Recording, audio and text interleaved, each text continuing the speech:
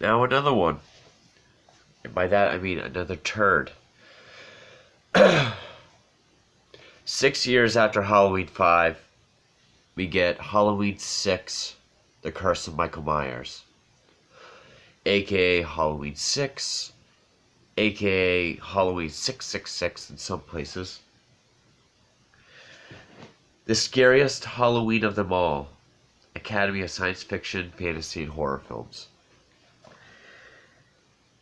I have a hard time believing that when the original John Carpenter's Halloween is still in existence. Now, when this came out, of course, it came out in 1995. All stuffy. I apologize again. This was sort of around the dawn of the internet. Websites, fan pages, polls, blogs. A lot of shit was circulating about, when will there be a new Halloween film? Because by this time in the 90s, you had Jason Goes to Hell, The Final Friday. You had Freddy's Dead, The Final Nightmare. You also had New Nightmare, but still, The Final Nightmare. And so people were wondering, like, well, when's he going to come back? When's he going to get his new film? Not only that, is he going to get the final Halloween? Or what? There were a lot of rumors, like there was one about turning him into a super soldier. There was one that involved him in space. Apparently it was going to be directed by Tarantino. But instead we got this. And it was directed by Joe Chappelle, which from what I've heard, he was not a very good director. They don't really go into it in 25 Years of Terror. But the writer, Daniel Farrands, I think it was, he was a lifelong fan of the Halloween series. And he wrote this. And I said this with Jason Goes to Hell. It's like some of these fans that get to have their own movie made, they try to explain stuff about the killer that isn't interesting or well done. Like, just like Jason Goes to Hell, it feels just like fan fiction that might only appeal to a certain amount of people, but it got made into a movie. And even though if you give answers to anyone like him, including Jason and Freddy, give the explanation as to why they keep coming back or can't die or whatever, it's less interesting. But that rule really applies to this one. Because at least with Freddy, it's like, okay, he was killed by parents, he's getting revenge for them killing him. Jason, he drowned, then his mother was killed, trying to avenge his death. He's trying to kill kids from sex and drugs and shit. But Michael is just pure senseless evil. Evil incarnate. That's what John Carpenter originally envisioned. And this movie tries to explain why Michael can't die and why he's always going after family members. And ultimately, it's not interesting. It opens up with Jamie Lloyd, this time played by J.C. Brandy. I don't know what else she's been in. Danielle Harris had become a good-sized star at this point, and they were going to pay her, like, very little compared to what she could have made, so she said no. She didn't like how she got killed off in the first chunk of the film. But she gives birth. It's like this satanic cult with candles, implying that the man in black abducted Jamie at the end of 5, and she's been there. And she gives birth, and I guess it's Michael's baby, which means he raped his niece. And I'm all for being evil, but when you take someone who's just senseless murder and now you not only make him a sexual being, but now make him a rapist of his niece, I didn't care for that. And, oh, by the way, this is the theatrical cut. I don't own the producer's cut, nor have I I think I saw it once a long time ago. I don't remember much of a difference. But yeah, she has her baby. Michael's chasing her around, and he kills her. There's like a farm machinery called Thresher that he like pushes her on. And in Haddonfield, you have living in the Myers house, more Strodes. Yeah. Apparently, like, the brother of Jamie Lee Curtis's dad, I'm assuming, he has his family living there, who somehow don't know what happened in that house. Like, the dude's wife has no idea what happened. At least that's what... This movie wasn't just hard to follow because of it being intricate. It's just because it wasn't interesting. And it just... I don't know. Yeah, somehow the whole family doesn't even know what happened in that house. But anyway, yeah, the family. The mom is like a sweet old lady. The dad is an abusive asshole. Then you have Marianne Hagen as Kara Strode. A college student with a 6-year-old boy named Danny. Not only named Danny, but he has dreams. Nightmares about Michael Myers. Visions. He has visions, young boy named Danny. How original. Living across the street in a boarding house is Tommy Doyle, the boy that Laurie Strode babysat in the first film. This time played by Paul Rudd. Yeah, well, on this it's Paul Stephen Rudd, but Paul Rudd. From all the Judd Apatow films. Yeah, kind of like when Vince Vaughn did Psycho before he became a comedy actor, but Paul Rudd does better in this, I can give him that. He finds Jamie's baby, and then it's all just Michael killing people, obviously, and Tommy's like this reclusive guy that's obsessed with Michael ever since the night of the first film.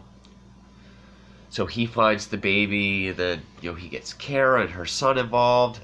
Michael kills her parents. Mom with an axe. The dad gets electrocuted to shit in the basement. Very little scenes with Dr. Loomis in this, which is sad because I actually left it paused in memory of Donald Pleasence. Because I believe he died, I think, in post-production. But either way, yeah. So this was his last film.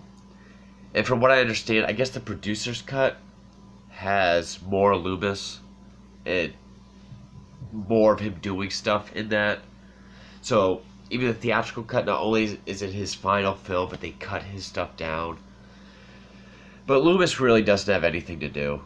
Even then, it's a step up from what he was doing in Halloween 5. He's retired. He's been living fine for the last 6 years, and now the talk of Michael coming back. And you can tell Pleasence is old, and he did die of some sickness. He was sick, and you could tell it was taking a toll on him. But you could still tell the guy was trying. I mean, the guy was a fantastic character actor. He really was.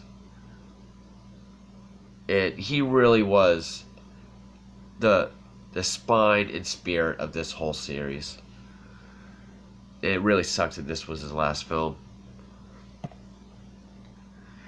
And one thing leads to another, and eventually you find out that Dr. Wynn, the head of Smith's Grove, the last few reviews, I couldn't remember the name of the hospital, Smith's Grove. He's the man in black. And at some point, they made Michael they did the ritual of Thorn, which is, it's like a triangle. It's like a triangle, but like these parts go out like there. Yeah, like that. Which, it's funny, because when they find Jamie Lloyd's body out in this barn, there's bales of hay, and there's black, like burnt hay in the shape of thorn. Because he must have crowed it up, made that design, then lit it. And apparently hay isn't super flammable because the rest of it did go up. And not only that, perfect straight edges for a shape. And Loomis is like, it's his sign, or he calls it his mark. 6, technically 5 movies. Never once saw that. Apparently it's tattooed right here. If that's his mark, like his signature, we're just now seeing it. It's the symbol of thorn, which apparently whoever it's so stupid that I can't even really remember it. It's like this evil ritual that makes you want to kill your whole family. And it will make you pretty much immortal until you do so. Well, unless they actually try something like, I don't know, cutting off his head or some shit. Which, next 2 reviews, we'll touch on that, but yeah. I guess immortal from what we've seen until that's done. And they want to use, like, I don't really know so much about the baby, but I know they want to take Kara's 6-year-old son, who doesn't do a damn thing this whole movie. He's just one of those kids that just like stands there, blank stare. When the abusive dad is yelling, he looks down, there's just like, he's literally just standing there like a kid with a fucking knife. Or like he looks out the window and sees Michael, he's just like, not, I know he's a 6-year-old kid, but give him some direction. They want him to be the next unstoppable force of evil, a family sacrifice. They want to use Kara for some sort of fertilization to create more. And if that's not right, like if I'm incorrect on anything, feel free to correct me, but it's going to sound just as stupid. And I might have missed it. I think there was something to do with stones. Sorry. I'm stuffed up. Stones. If it was this cut or the producer's cut, Tommy has something with stones. I mean, I'll say the look of Michael, except for the jumpsuit. The jumpsuit was pretty, like, almost like Ernest P. Worrell blue denim, like blue. The mask looked way better than in part 5, but for the longest time, I thought this was the worst one. But this is the one I've seen the least, and I just rewatched it because I had to, because I didn't remember a goddamn thing. And really thinking about it, I would probably have to put this over 5.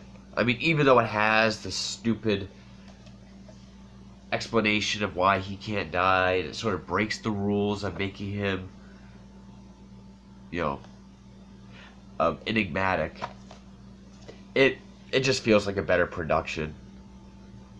It's a better looking film, it's a better acted film, but there's still not much to it. I think the real curse of Michael Myers is just bad sequels. Because this is essentially the last film in the original series. Because after this, you get H2O that pretty much retcons everything. And then Resurrection. Then you get Rob Zombie's mistakes. And then you get the 2018 sequel that retcons everything all over again. It's like a comic series. Yeah, I guess I don't hate this film as much as I used to. Really thinking about 5, which I didn't even rewatch 5. I've seen it plenty of times. I would say 5 is worse. If there was a way I could get a hold of the producer's cut, I'd probably watch that. But honestly, this movie is so forgettable that I'm going to forget the differences. I would have to have like 2 TVs set up. The coolest part of this movie was there's one part where I think it's Tommy's landlord, who's also part of the cult, is watching the original Lon Chaney Sr. Phantom of the Opera. Other than that, not much to this movie at all. It is one of the worst ones, not the worst anymore. I would probably give that to 5, in all honesty, but still not much. I'm just barely over halfway done with these reviews. Anyway, stay tuned for more Halloween and classic monster movies. I gotta blow my nose, so thank you for watching.